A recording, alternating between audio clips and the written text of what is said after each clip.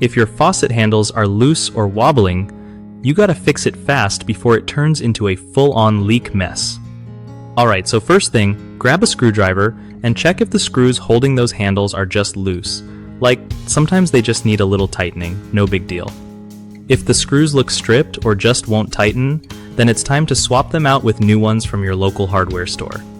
Also, check the cartridge or valve stem inside, because if that's worn out, the handle won't stay put no matter how tight the screws get. You can usually pull the handle off by popping off the decorative cap and then unscrewing the screw underneath.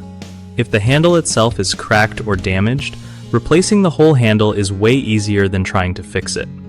While you're at it, clean out any gunk or mineral buildup around the base. It helps everything fit snug and stops that wobble. Remember not to over-tighten because that can strip the screws or crack the faucet base, which is a whole other headache.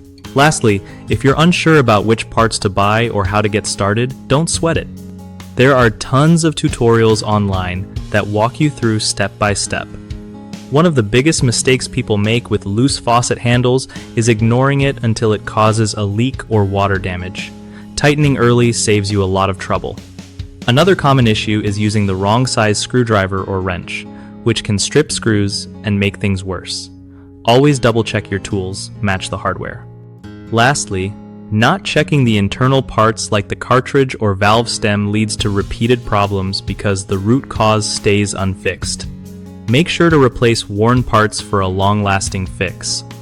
BigHomeProjects.com is awesome for homeowners who want to find reliable local contractors without hours of searching around.